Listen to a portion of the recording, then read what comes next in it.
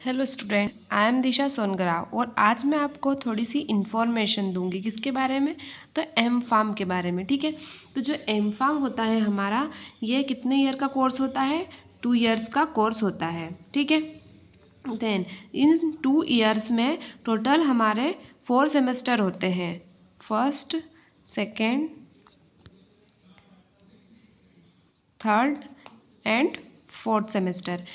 तो स्टार्टिंग के जो हमारे फर्स्ट एंड सेकंड सेमेस्टर होते हैं, इसमें क्या होता है, सारे थ्योरी से रिलेटेड सब्जेक्ट्स होते हैं। इसमें क्या होता है, थ्योरी होती है, जिसमें टोटल इस फर्स्ट सेमेस्टर में भी 4 सब्जेक्ट होते हैं हमारे, और सेकंड सेमेस्टर में भी 4 सब्जेक्ट होते हैं। ठीक है, इसमें फर्स्ट वाले में कौन से होते हैं, तो मॉडर्न, फार्मास्यूटिकल, एनालिटिकल टेक्निक्स। ठीक है, मॉडर्न फार्मास्यूटिकल एनालिटिकल टेक्निक, ये फर्स्ट सब्जेक्ट है हमारा।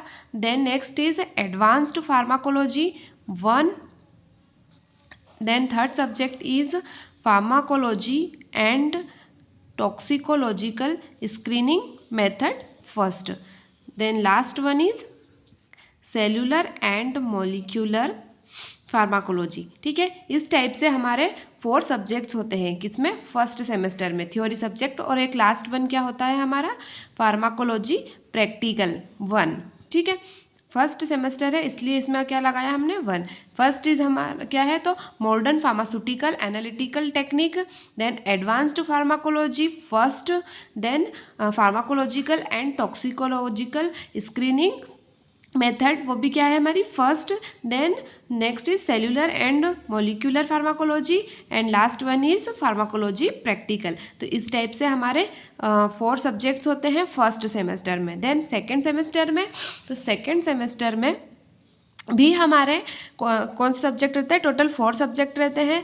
तो इसमें जो हमारा फर्स्ट सब्जेक्ट ये हट जाता है और सेकेंड में क्या आ जाता है, तो एडवांस्ड फार्माकोलॉजी सेकेंड। ठीक है, इसमें आ जाता है एडवांस फार्माकोलॉजी सेकेंड, किसमें, सेकेंड सेमेस्टर में। और उसके अलावा कौन सा जाता है, तो यही वाला, और वापस से रिपीट हो जाता है, pharmacological and toxicological screening method, but इसमें क्या हो जाता है, सेकेंड। देन थर्ड में क्या आ जाता है, तो इसमें नया सब्जेक्ट ऐड हो जाता है, प्रिंसिपल ऑफ ड्रग डिस्कवरी। ठीक है, प्रिंसिपल ऑफ ड्रग डिस्कवरी, ये हमारा नया टॉपिक आ गया। And last subject is clinical research and pharmaco vigilance. ठीक है, तो ये 2 सब्जेक्ट इसमें ऐड हो गए। तो इस टाइप से 4 theory subject and 1 is practical. तो ये क्या है हमारा, फार्माकोलॉजी प्रैक्टिकल 2। इस टाइप से हमारे थ्योरी वाले सब्जेक्ट रहते हैं, एक प्रैक्टिकल रहते हैं। ठीक है, practical 1 and practical 2। Then third semester में फिर चालू होता है हमारा मेन प्रोजेक्ट का वर्क। मीन्स हमारा जो प्रोजेक्ट वर्क हम करने वाले हैं, थीसिस हम बनाने वाले हैं, ठीक है, उसकी स्टार्टिंग हो जाती है कहाँ से, तो थर्ड सेमेस्टर से। इसमें हमको एनिमल हाउस भी देखते हैं, हम एनिमल हैंडलिंग करते सीखते हैं, एनिमल पे किस टाइप से हमको उसको हैंडलिंग करना चाहिए, किस टाइप से उसको इंजेक्ट करते हैं, टोटल प्रोसेस हम सीखना स्टार्ट कर देते हैं। ठीक है, थर्ड सेमेस्टर में होता है हमारा मेन वर्क क्या, तो सिनोप्सिस। ठीक है, थर्ड सेमेस्टर में क्या होता है, सिनोप्सिस। सिनोप्सिस में अब क्या होता है, मीन्स जो हमारे फोर्थ सेमेस्टर में जो हमारा प्रोजेक्ट बनने वाला है, ठीक है, तो ये जो प्रोजेक्ट बनेगा, तो हमको थर्ड सेमेस्टर में ये बताना पड़ता है कि हम फोर्थ सेमेस्टर में क्या करने वाले हैं। मीन्स हमारा जो प्लान ऑफ वर्क है वह क्या है। ठीक है, तो सबसे पहले जो हमारी थर्ड सेमेस्टर है उसमें हमें क्या क्या करना पड़ता है एक सिनोप्सिस के अंदर। तो सबसे पहले तो हमें एक टॉपिक डिसाइड करना रहता है कि हाँ इस टॉपिक पे हमको वर्क करना है। वो कुछ भी हो सकता है, लाइक डायबिटीज़ हो गया, या फिर हेपेटोटॉक्सिसिटी से रिलेटेड हमें कुछ देना है, न्यूरोटॉक्सिसिटी से रिलेटेड कुछ भी। मीन्स फार्माकोलॉजी में कोई भी टॉपिक हम उठा सकते हैं। ठीक है, जो हमें अच्छा लग रहा है, जिस पे हम अच्छे से कमांड कर सकते हैं, मीन्स जिस टॉपिक को पे अगर हमको अच्छे से पता है या फिर हमें उसमें इंटरेस्ट अच्छे से आ रहा है, तो इस टाइप के टॉपिक को हमें उठाना चाहिए। उससे क्या होगा, हमारा इंटरेस्ट रहेगा तो हम उसमें वर्क अच्छे से कर पाएंगे। ठीक है, तो मान लीजिए एक टॉपिक हम देखते हैं कि हेपेटो प्रोटेक्टिव एक्टिविटी पे देख लेते हैं हम।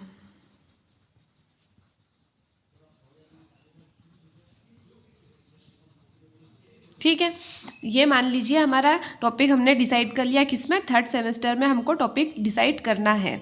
ठीक है, यही हमारा मेन वर्क होता है कि हमको टॉपिक डिसाइड करना है, देन उसके बाद हमें आगे फोर्थ सेमेस्टर के लिए रेडी होना है। उसके अलावा टीचर्स लोग और दूसरे टॉपिक्स भी देते हैं, जैसे वो क्या करवाते हैं, जनरल क्लब देते हैं। जनरल क्लब में क्या है होता है कि हम देखते हैं, हम सीखते हैं कि आखिर कैसे एक रिसर्च पेपर से हम मीन्स जो सिनॉप्सिस हम बना रहे हैं या हम रिसर्च कर रहे हैं तो हमें कौन से मेन पॉइंट लगेंगे, तो जनरल क्लब का हमको देखना पड़ता है। साथ ही बहुत सारे हमारे प्रेजेंटेशन होते हैं किससे रिलेटेड, जो हमारे सब्जेक्ट जो मीन्स हमारे फर्स्ट सेमेस्टर हो गया, हमारा सेकंड सेमेस्टर हो गया, ठीक है, इनसे रिलेटेड जो भी इनमें सब्जेक्ट में हमारे टॉपिक्स आए उन पर हमको प्रेजेंटेशन देना रहता है। हमारे जूनियर्स को या फिर हमारे फैकल्टी मेम्बर्स को हम प्रेजेंटेशन दे सकते हैं। उससे क्या होगा, जो हमारा हेजिटेशन है वो भी क्लियर होगा और हम आगे अच्छे से प्रेजेंट कर पाएंगे अपने आप को। ठीक है, तो इसलिए टीचर्स क्या करते हैं, प्रेजेंटेशन लेते हैं और साथ ही हम लास्ट में क्या करते हैं, एक मेन हमारा फोकस किस पे रहता है, सिनॉप्सिस में। तो सिनॉप्सिस में सबसे पहले हमने ये टॉपिक डिसाइड कर लिया मान लीजिए। ठीक है, तो इस टॉपिक में हमको सबसे पहले क्या देखना पड़ेगा कि सबसे पहले हमको देखना पड़ेगा लिटरेचर सर्वे, किस टाइप से लिटरेचर सर्वे होगा। हमें बहुत सारे रिसर्च पेपर्स देखने पड़ते हैं, इसमें रिव्यू पेपर देखने पड़ते हैं। लाइब्रेरी में भी बहुत सारी बुक्स होती हैं, उनको हमको सर्वे करना रहता है। साथ ही हमको टीचर्स की भी हेल्प लेते हैं, इसमें हमारे गाइड सिलेक्ट होते हैं, को गाइड्स भी सिलेक्ट होते हैं हमारे। ठीक है, वो खुद HOI या फिर प्रिंसिपल ही सिलेक्ट करते हैं, इसमें हमारा कोई सिलेक्शन नहीं होता है। वो डिसाइड करते हैं कि हमारा गाइड किसे चूज़ करना है। ठीक है, तो गाइड हमारे सिलेक्ट होते हैं, उनकी हम हेल्प ले सकते हैं, या फिर हमारे टॉपिक से रिलेटेड अगर किसी और को, बाहर वाले को भी कोई इन्फॉर्मेशन है तो हम उसकी भी हेल्प ले सकते हैं। ये सब किस में आ गया, हमारे लिटरेचर सर्वे में। तो सबसे पहले अगर हम बात करते हैं कि सिनॉप्सिस में कौन सा कंटेंट आएगा, तो सबसे पहले आएगा इंट्रोडक्शन।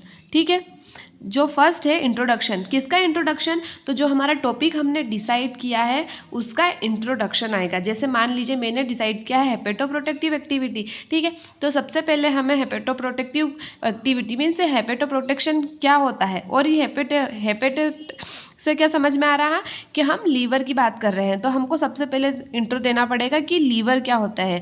देन लीवर के बाद हमें इंट्रो देना पड़ेगा कि हम किसकी हेल्प से लीवर को प्रोटेक्ट कर रहे हैं। तो ये सारा पार्ट किस में आ गया, हमारा इंट्रोडक्शन में। Then next is literature review.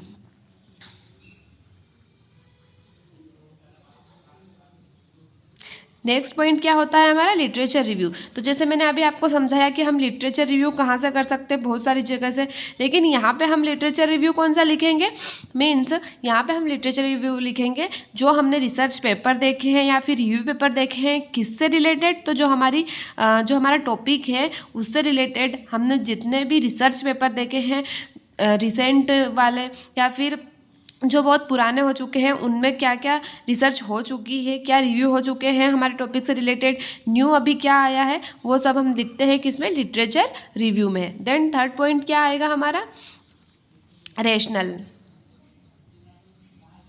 Rational का मीन्स कि जो हम हमारा टॉपिक ले रहे हैं, जो हम हमारी प्रोसेस कर रहे हैं, उससे हमको क्या बेनिफिट्स होने वाले हैं। ठीक है, तो वो हम देखते हैं। देन फोर्थ इज ऑब्जेक्टिव,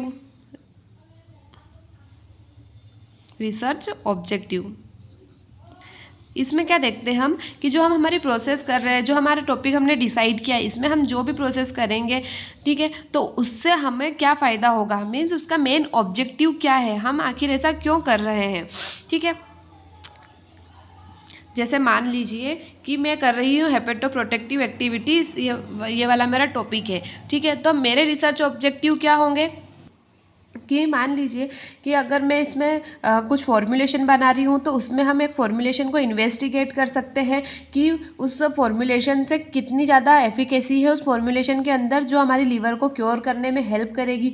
इसमें हम देख सकते हैं साथ ही molecular mechanism of action, main से जो जीन है वो किस टाइप से इस पर एक्टिविटी कर रहे हैं। साथ ही हम सेफ्टी प्रोफाइल देख सकते हैं, टॉक्सिसिटी की प्रोफाइल देख सकते हैं। इस टाइप से हमारा ऑब्जेक्टिव हो जाएगा। ठीक है, देन नेक्स्ट पॉइंट क्या है हमारा, plan of work. Plan of work means हम हमारे जो फोर्थ सेमेस्टर में होने वाला प्रोजेक्ट है, तो उसमें हम क्या क्या कर सकते हैं। तो मान लीजिए अगर जैसे मैंने ये टॉपिक लिया है, तो इससे रिलेटेड अगर मैं कुछ हाँ, मैंने डिसाइड किया है कुछ फॉर्मूलेशन, तो मैं बताऊंगी कि हाँ मैं आगे चल के ये फॉर्मूलेशन बनाऊंगी और मैं इस मेथड से ये फॉर्मूलेशन बनाऊंगी।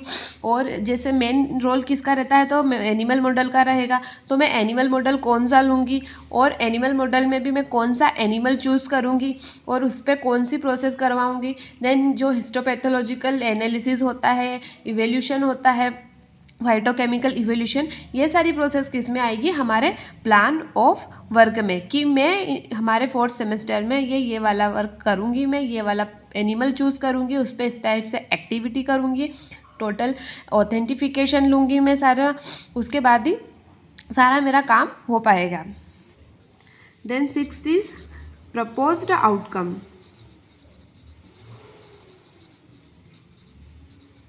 मीन्स जो मैं ये रिसर्च करूँगी तो उससे क्या आउटकम निकल सकते हैं। जैसे अगर मैं बात कर रही हूँ हेपेटोप्रोटेक्टिव एक्टिविटी की, तो मीन्स ये लीवर से रिलेटेड है, तो मैं जो ये एक्टिविटी करूँगी इससे क्या होगा, हमारी जो लीवर सेल है वो प्रोटेक्ट होगी, उसके फंक्शन इम्प्रूव होंगे और जो एंजाइम उसमें अगर आगे पीछे हो रहे हैं तो वो अच्छे से उनका वर्क करेंगे, रिस्टोर होंगे, और जो इन्फ्लामेशन अगर आ गया है तो वो रिड्यूस होगी। इस टाइप से मैं क्या दूंगी, मेरे टॉपिक का प्रपोज्ड आउटकम दूंगी कि हाँ ऐसा हो सकता है या फिर ऐसा होगा, ठीक है, मेरी इस एक्टिविटी करने के बाद।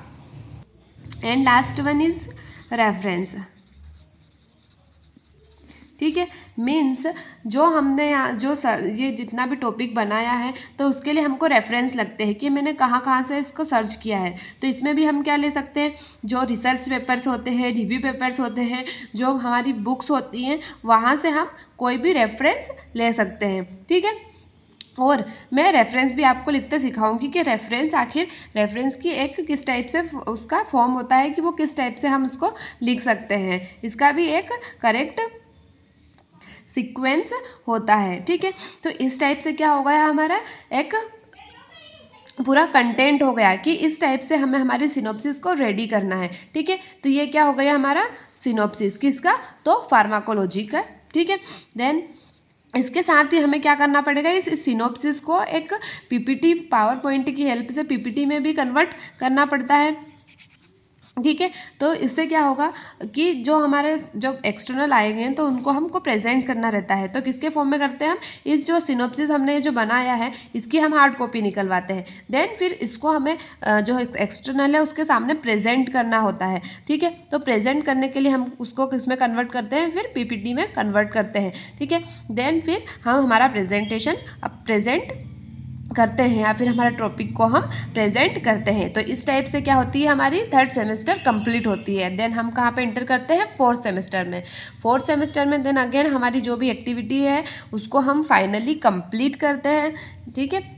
एंड देन फिर क्या होता है, अगेन प्रेजेंटेशन होता है हमारा, और अगेन फिर क्या होते हैं, हमारे एक्सटर्नल आते हैं, प्रेजेंटेशन होता है, और इस टाइप से हमारी जो एम फार्म है वो कंप्लीट होती है, ठीक है।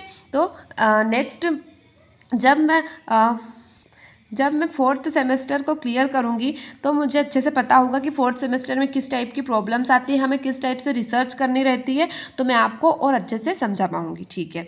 अगर आपको 3rd सेमेस्टर तक कोई भी प्रॉब्लम हो तो आप प्लीज़ मुझसे पूछ सकते हैं, क्योंकि मुझे 3rd सेमेस्टर का पूरा नॉलेज हो चुका है कि किस टाइप से कहाँ पे हमको प्रॉब्लम आती है और उसको हमें किस टाइप से सॉल्व करना पड़ता है, ठीक है। Thank you.